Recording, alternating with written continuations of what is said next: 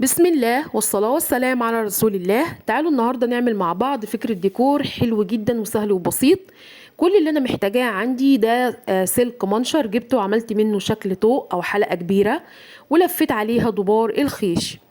بعد كده بدأت أجيب عندي أي غطا برطمان أعمله كقاعدة للفكرة بتاعتي، هلف عليه نفس دبار الخيش. ممكن نستخدم أي نوع خيط متوفر عندنا حسب الألوان أو حسب الذوق. هثبت بقى دلوقتي الطوق اللي انا عملته تثبيت كويس جدا بالشكل ده.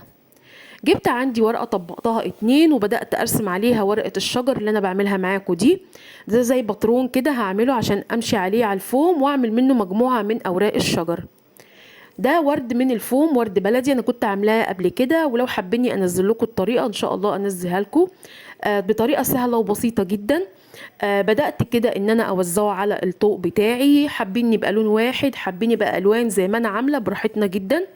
ووزعت ورق الشجر اللي انا عاملاه. بعد كده بقى الخطوة اللي جاية دي أهم خطوة في الفكرة كلها. جبت معايا حلقة أو دايرة من الكرتون بعرض 10 سنتي، وبدأت إن أنا أغلفها بقماش الخيش من الناحيتين، وقفلت الأطراف بتاعتها بضفيرة من خيط الخيش. مشيت عليها بالولاعة عشان نشيل أي زيادة. عملت فيها ثقب في النص، نص الدايرة بالظبط، ده أهم حاجة.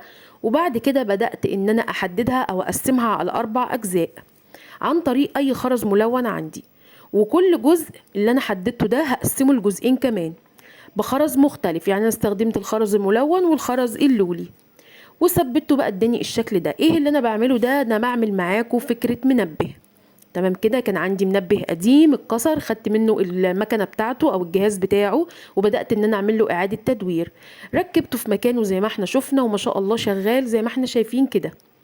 جبت عندي ده عود خشب قسمته بالنص بالظبط وبدأت ألزقه بالشكل اللي احنا شايفينه ده. هاخده أثبته في مكانه، المكان يعني شكل المنبه هيبقى عامل زي كده متعلق. فكرته لطيفة خالص زي ما احنا شايفين.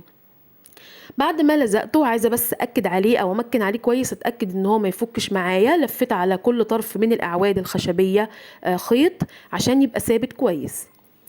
هبتدي دلوقتي كده بعد ما خلصت، هبتدي لو في لسه اماكن عندي فاضية هكمل فيها باقي التصميم بتاعي. اخر وردة بلزقها من فوق كده بالشكل ده. هجيب بقى عندي هنا فيونكة من الخيش هلزقها فوق المنبه بالظبط. اول حاجة تديني شكل، وتاني حاجة تغطي لي مكان الاعواد. ده بقى الشكل بتاعي بعد ما خلصناه. فكرته تحفة ورائعة جدا من اعادة تدوير منبه قديم. اتمنى تكون الفكرة عجبتكم. شكرا ليكم والسلام عليكم.